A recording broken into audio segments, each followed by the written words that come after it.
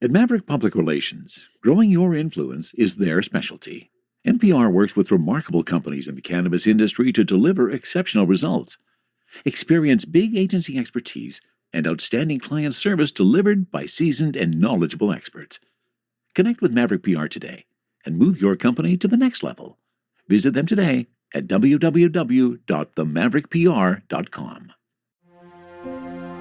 From a studio high above the clouds of the Okanagan Valley, this is the Cannabis Podcast. Exploring the world of Canadian cannabis culture, one toke at a time. Now, here's your host and bud tender, Gary Johnston.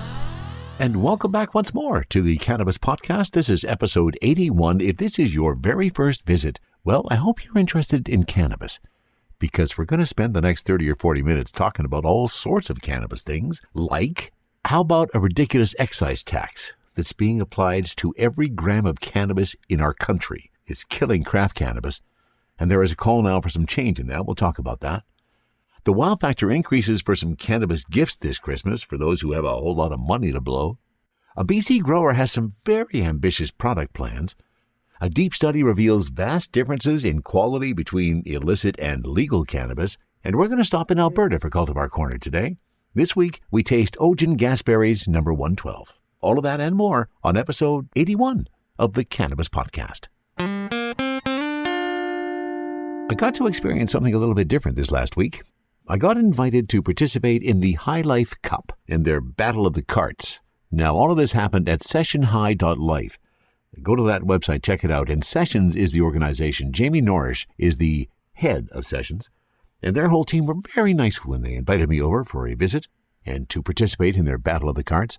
Nice studio they have here in Kelowna. They are now in the process of doing head-to-head competitions between a bunch of different carts. And the two that I had were Phyto Blue Raspberry and Feathers Gorilla Skittles. Now, they ran into some problems with someone hacking into their Instagram account. So the competition at the moment, at the time that I'm recording this, maybe it'll change in the next day or so, has been suspended. Voting will happen, I suppose, at some point later. So I'm not going to sneak or tell you what the answer is and which one I picked, because that wouldn't be fair, because they haven't even aired it yet. But I had to say I had a whole lot of fun. And thanks to Jamie Norrish and the crew at Sessions for inviting me over to participate. And who knows, maybe we'll do some more in the future. Exploring the world of Canadian cannabis culture, one toke at a time. This is the Cannabis Podcast. And for our first story of this episode, we are going to leafly.ca and a story written by David Brown. And a really important story, because this really has to change. The founder of a cannabis company in BC is trying to bring attention to an issue many in the industry say is threatening to put small cannabis companies out of business. The current federal excise tax on cannabis doesn't reflect the realities of the market, according to Dan Sutton, CEO of Tantalus Labs, a cannabis cultivator and processor located about an hour outside of Vancouver. The main issue? The excise tax is set at a flat $1 per gram rate, rather than a percentage of sales. Instead, Sutton says, the tax should be based on scale, similar to how they do it in the beer industry. Canadian craft cannabis is being taxed to death, according to Sutton. That's why he is leading the charge with the campaign Stand for Craft, where people will be able to learn more about the issue and access literature and ways to contact politicians. The excise tax was established when the federal government legalized cannabis. Cannabis companies selling products into the provincial market or selling to consumers in the medical stream are required to pay a flat tax rate. Overlooking some small nuances, it roughly breaks down to $1 per gram of cannabis sold. 75% of those taxes go to the provinces, while 25% goes to the federal government. That rate was established partly because the federal government saw the average cost of cannabis at the time of legalization as being around $10 per gram. The excise tax regime, as it exists today, from the beginning of legalization, has ended up taxing micros, craft, and small to medium businesses upwards of 20 to 30% of their top-line revenue.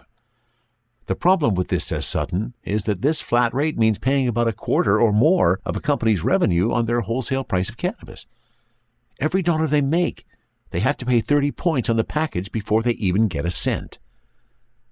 Rather than a flat rate, Sutton says he'd like to see a move to a number based on the percentage of sales, paid on the consumer price rather than the wholesale price. If we want an industry that includes small business, If we want an industry that includes firms that are not subsidized by millions in shareholder investments, then we need to revise this excise now, says Sutton. We need to attach taxation to wholesale prices, a floating percent. When a producer's profit margin is only $2 to $3 a gram, that $1 excise tax can eat up 20 to 30% of the company's profits. Sutton predicts that as price continues to drop, it could amount to 50% or more of revenue. A sales-based sliding scale would still allow governments to bring in revenue but would not squeeze small cannabis businesses to the point of bankruptcy. A change is needed to allow those companies to make enough money to perpetuate themselves, not to get rich quick, not to blow up in an uncontrolled way, but simply to keep the lights on and expand their businesses organically. Sutton and Tantalus are not the only ones feeling the pain. Kylie Beaudry, the owner of Parkland Flower, a micro-cultivator and processor in Alberta that sells seeds, flour, and pre-rolls into several provinces, also feels the pressure.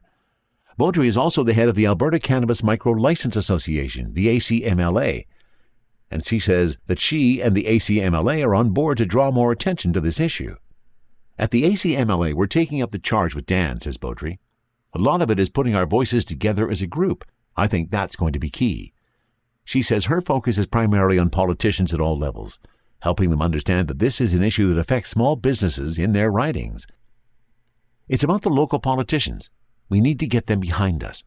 With municipal elections happening now in Alberta, this is a good time to speak to the candidates and ask what their thoughts are. And that is definitely an area that we want to see some change in, so good on Dan Sutton and the folks at the ACMLA for proposing that we need some change to the excise tax. I mean, seriously? I thought we wanted this industry to succeed, but so many things have been put in place to ensure that it fails. And this is one of them. We need to change this, or this is not going to go the way we want it to. And now let's spend a couple of moments in the lap of luxury and imagine what it might be like if, and perhaps you are one of those people that just has vast amounts of money burning in your pockets and you have nothing better to do than splurge on extravagant cannabis gifts. Well, if that's the case, here's the story for you. This is a story from 420intel.com. Cannabis products up the wow factor for the holidays. How about a $10,000 stash box or a joint wrapped in 24-karat gold? Those are two of the items that are on the high-end cannabis shoppers' gift list this holiday season, according to MG Magazine, a trade journal that tracks trends in the cannabis industry. With the holidays fast approaching, MG identified fall's hottest and most innovative cannabis products for every type of consumer. Luxury cannabis accessories brand Freem, indeed, is trending for its $10,000 alligator skin joint carrying case. A piece of exquisite craftsmanship for those interested in the ultra-pricey Nectar Bee Bedazzled, a 0.95-gram joint with 24-karat gold leaf paper for consumers who like making a statement. Hitoki reimagined the cannabis pipe with a laser-activated combustion system that offers cleaner smoke and truer flavor while removing the need for a lighter or a hemp wick. All three companies are relative newcomers to the industry, and MG's editors, who see hundreds of products a month, were bowled over by the ingenuity and creativity in the new releases. Stocking a cannabis retail operation isn't easy, said Kathy Brewer, editorial director at Ink Media, MG Magazine's parent company.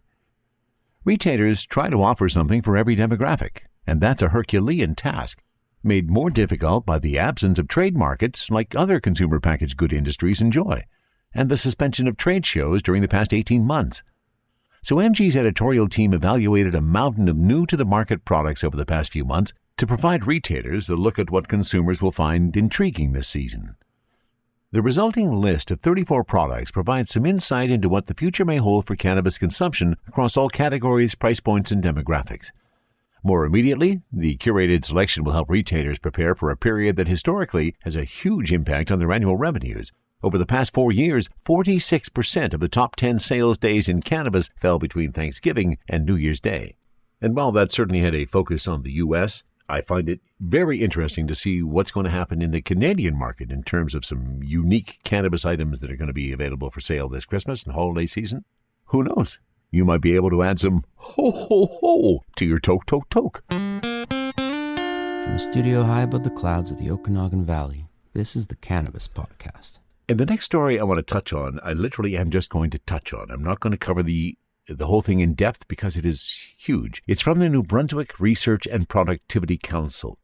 and they have done a comparative study with a suite of chemical and microbial contaminants in legal and illicit cannabis.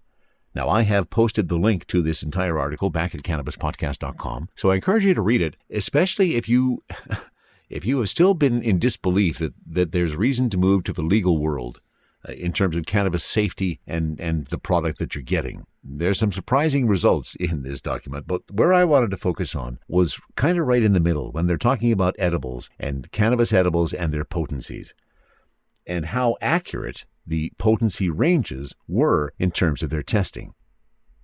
With respect to cannabis edibles, the regulations specify different tolerance limits based on the amount claimed to be in the product. An edible cannabis product with a claimed potency between 2 milligrams and 5 milligrams of THC must be within 80% and 120% of the claimed amount. For products containing more than 5 milligrams of THC, the label must be within 85 and 115% of the claimed amount. Potency claims could not be evaluated for some of the illicit products due to lack of clarity on the label. For example, one claimed to have 68 milligrams of THC per serving and 68 pieces per pack. However, there were only 5 pieces in the pack. Another claim was 10 pieces and a total of 500 milligrams of THC in the pack. However, there were only 5 pieces. So for those reasons, accuracy claims for those potencies could not be determined, given that it was unclear what the claim was. Accuracy of potency claims for legal products could all be calculated and range from 67% to 105%. Interestingly, one was least accurate in potency claims and had a package date of over a year old by the time it was analyzed. For this reason, it may be beneficial to consider guidelines to address shelf life, stability testing of this type of product in the future. It was also noted that illicit edible packages were non-compliant with cannabis regulations. They did not have a security feature, were colorful, contained illustrations of well-known cartoon characters, and imitated popular brands of candy products. One of the intentions of regulated packaging is to reduce risk of underage Canadian cannabis consumption by making the product less enticing. The illicit product packages did not meet these expectations. Illicit cookie and cereal bar products that claimed to contain high levels of THC contained only a fraction of what was claimed.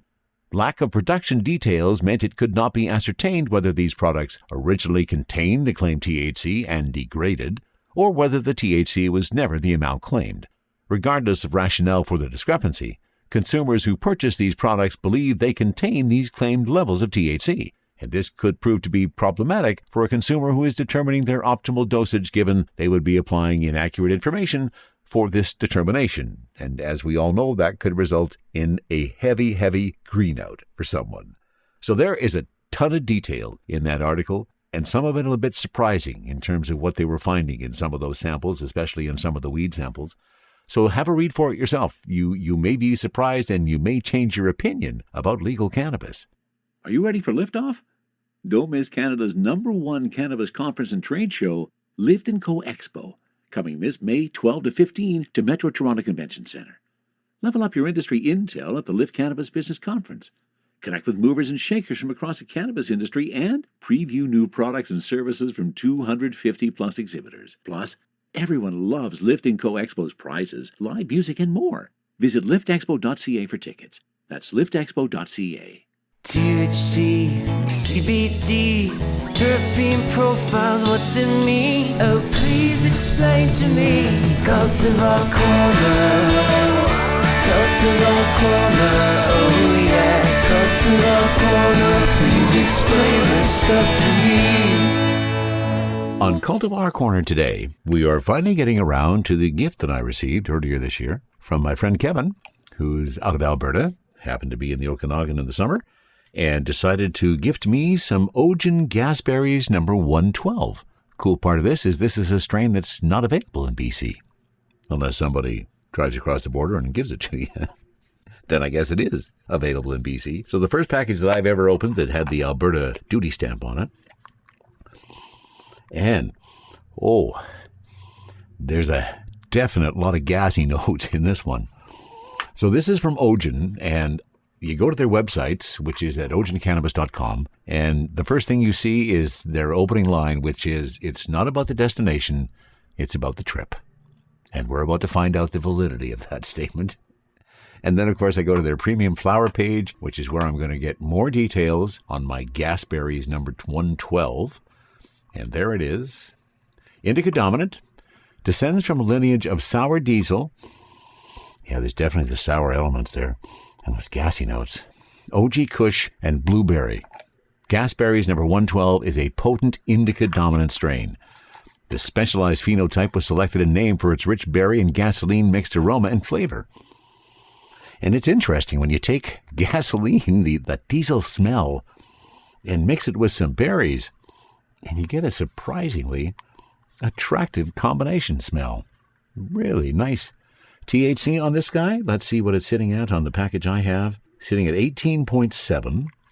Now, are they showing me any terpenes? Aw, no terpenes are noticed on the package. Do they give me any terpenes? Thankfully, I knew they would somehow. On the website, I see the terpene profile, and we have alpha-pinene. That is definitely the most prominent. Piney and earthy. Beta-myrcene, herbal and earthy. Beta-pinene, so not only alpha, but also beta-pinene, more herby and woody. And then beta-caryophyllene, spicy and peppery. So we have a whole bunch of beta-terpenes. It's going to be interesting to see what that terpene profile does for us. So let's take a peek at the buds. Now, OGEN, one of the LPs that is using these little plastic containers for their weed, I'm not honestly a big fan. I mean, they're one of the easiest containers to open, so I'll give them props for that. But I don't think it really serves the cannabis well, sitting inside all that plastic. I mean, there's some nice flavor notes on here. As I said, there's lots of gassiness, a fair amount of berries. And when I look at the flower itself, pull out my little Junior's loop, and let's take a peek and see what the trichome fields are like.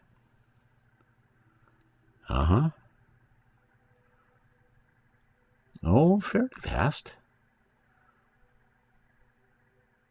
Oh, there's a lot of clear trichomes in here. That kind of surprises me a little bit. There's an awful lot of clear trichomes in here, which may be their point. Maybe this one is particularly potent when the trichomes are still not at the milky stage. I'm hardly seeing any amber, which surprises me a little bit. All right, with that kind of a setup, I think we better get down to tasting and see what this tastes like. Now, do I get more of those flavored notes as I break up the bud? Oh yeah, I definitely do. Kind of sticks to the fingers as well. So let's grind up enough to do that proverbial joint and to fill up the Crafty Plus. And let's give Gas Berries number 112 a ride. Hoping it is, as promised, a fairly heavy indica. Once more, it's a Friday night, end of a week, and I'm looking for a real good buzz as I get set to do the rest of this episode of the Cannabis Podcast. I often start with Cultivar Corner to give me the kind of the motivation to get through it.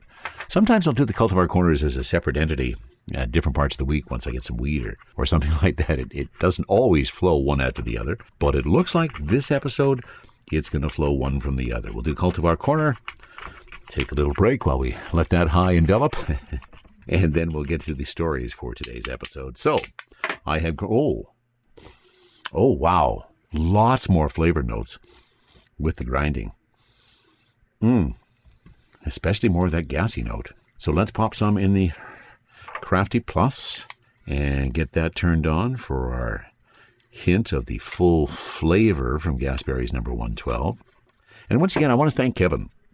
Kevin, my buddy from Alberta who gifted this to me. He's been a listener of the podcast for quite a while. And interestingly enough, he was having a chat in his store. The OGEN rep happened to be by, and he mentioned that he had gifted the guy who does the Cannabis Podcast some weed. And this rep said, "Oh, you mean Gary?" Which I thought was really cool, because that just means that you were all spreading the word. You're spreading the word amongst your friends who enjoy cannabis and love learning and talking about cannabis ad infinitum. And I have been known to do that. All right, my talking is just about done. We're just about ready to taste. The roll is going into the joint. Seal that puppy. And because the joint is finished first, that's where we're going to start. So this is, again, from OGEN, Gas Berries number 112. And the THC on this guy, once more, is at 18.7%. Kind of coincidental, just as I light that joint, the Crafty Plus signals that it's ready to go as well.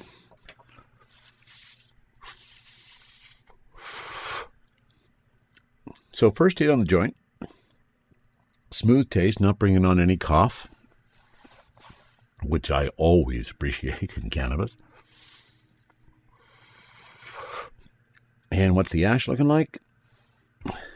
Well, looking pretty good, pretty gray. Not seeing any black develop. It's hanging on nicely. And there is hit number 3. And interesting enough, as hit number 3 hit the back of my throat, there was that first hint of some happy eyes going on there. It seems a bit early to me, but I'll accept it if it wants to come to the fore. Let's take a taste of the vaporizer. See what the taste of OGEN Gas Berries number 112 is.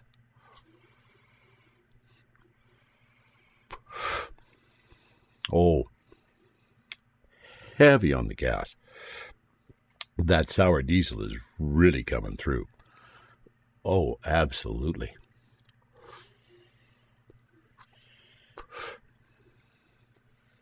Getting a lot of the herbal notes, which I guess is no surprise with the beta-myrcene and the beta-pinene both having some herbal elements to it.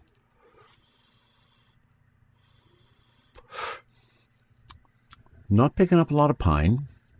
Not a little bit of woodiness, I guess, there. Now here I am double fisting again. I have the Crafty in my right hand. In my left hand is the joint, which I have now just relit.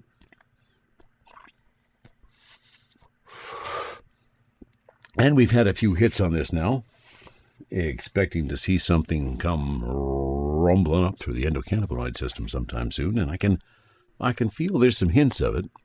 It's not coming on gangbusters, but as I've experienced lately, there seems to be a lot of weed these days that the more you smoke, the higher and harder the high is, as opposed to some of the stuff we used to get. You couldn't smoke anymore, get any higher. It just kind of did nothing more for you. So I'm feeling a buzz off of the OGEN Gas Berries number 112.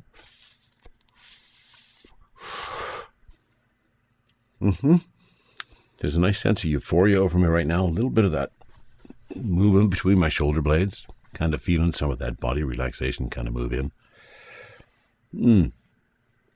Oh yeah, now it's coming on a bit heavier now.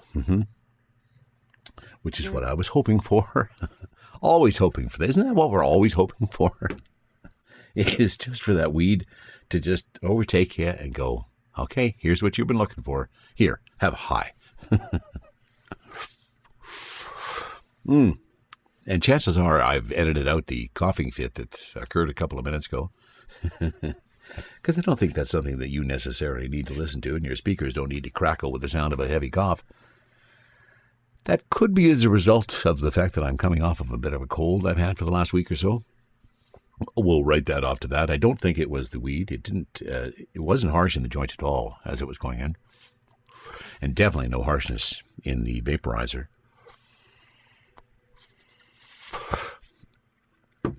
I'm kind of feeling that this might also be a bit of a creeper. It may kind of get a little stronger as we go along. So if you haven't had a chance yet, and you are in Alberta where you can get it, maybe in some other provinces as well. Do they tell me that?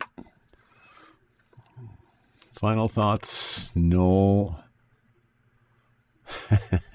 I just went to the bottom of the page at OGENCannabis.com, and their final thoughts are, exhale at the end of the day and imagine you're hanging out in a Swedish Nordic hot pool, while elves from the Lord of the Rings spoon-feed your birthday cake sprinkled with unicorn dust. I suspect they were pretty stoned when they wrote that. That sounds like something that would come out of the mind of a stoner and think, this is absolutely brilliant. Which many things we come up with are, aren't they? Until the next morning when we review them and perhaps they weren't quite as brilliant as we thought. There it is. If you have not tried it and you are in Alberta and in a province that is accessible, you may want to give a taste with the Gas Berries number 112 Very gassy. From the cannabis-infused studio in the clouds, this is the Cannabis Podcast. And my thanks to David Wiley and all of his crew at OkanaganZ.com or theounce.ca, whichever you would prefer, because the Okanagan Z is the source for the next story. And David's been doing a fantastic job of covering cannabis, especially local here in the Okanagan Valley. And he has been covering this company ever since they started. Speakeasy Cannabis Club plans to launch premium flower, value offerings, and extracts over the next 12 months. The Rock Creek-based company says its brands will represent the company's agricultural roots, respect the culture, and sell at a price that will rival competitors in the black market. Now that's what we've been waiting for, is somebody to come into the market with statements like that. We're excited about taking the next step with our business after receiving the sales license for extracts in early September 2021. The company has started the brand budding journey, says founder Mark Geen. We're looking forward to releasing the brands that tell the story of an authenticity within an emerging industry that is dominated by too many faceless offerings and has yet to really capture the true cannabis enthusiasts from the black market.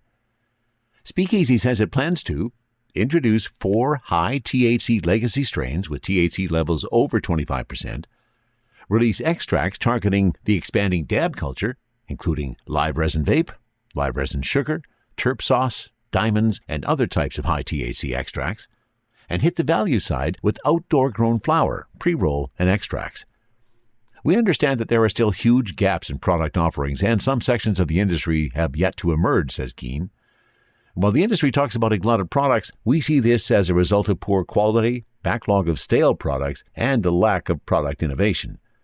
This is Cannabis 2.0, and since day one we have always stated that this is an industry that's no different than wine. It's agriculture as an art. And kudos to Speakeasy Cannabis Club. I really love to hear things like that from local organizations, local businesses, talking about the future of cannabis.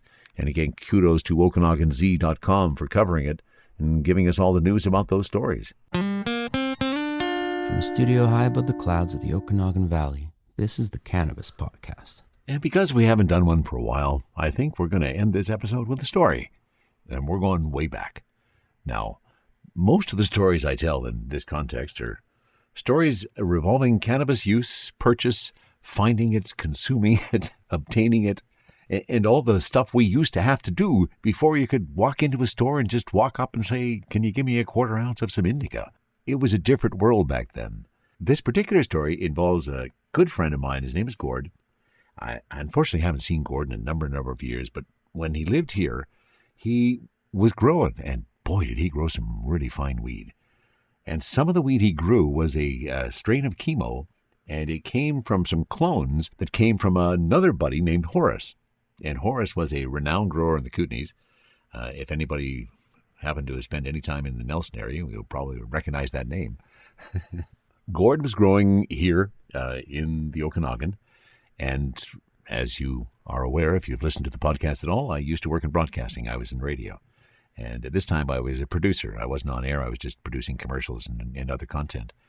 And in my lunch hours, as I think I have revealed in other stories, I spent a good time in those lunch hours trying to purchase some cannabis and get ready for my enjoyment that evening, or perhaps even at that time.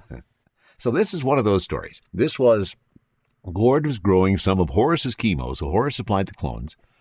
And he was actually over for a visit. He was visiting Gord when I dropped by the house one afternoon, and it was probably around 12:30, right in that noon hour. And Horace and Gord, and I think there might have been 2 other people there as well. Can't remember their names. They were chatting, and I came over to probably buy an ounce or something like that. Gord was preparing it, and they said, "Well, do you want to have a toke while you're here?" And I kind of chuckled. I said, "Well, that's kind of a silly question. Of course I do." And so they rolled up, and they used to roll some pretty big fatties. And this was a real fat doobie of some pretty fine chemo. And I'm talking really skunky stuff. God, you could smell this stuff from a block away. Boy, I haven't smelled anything like that in years. It was incredibly skunky and stinky and potent. And we passed this joint around, as I say, I think there was a total of 5 people. It went around the circle twice, and everybody else stopped. I didn't. I just kept hauling on that joint until it was pretty well finished. because that's what I do. Put it out and did my deal and paid Gord the money and got up and drove back to work and went to work that afternoon. And I saw Gord a couple of days later.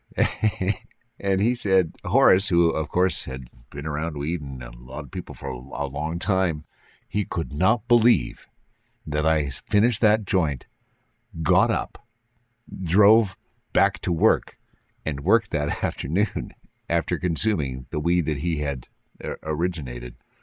It was a pretty fine weed, but I somehow managed to control those types of things when I need to at certain moments in my life, and it was a blast. I had a lot of fun at it, and that is a really fun memory for me.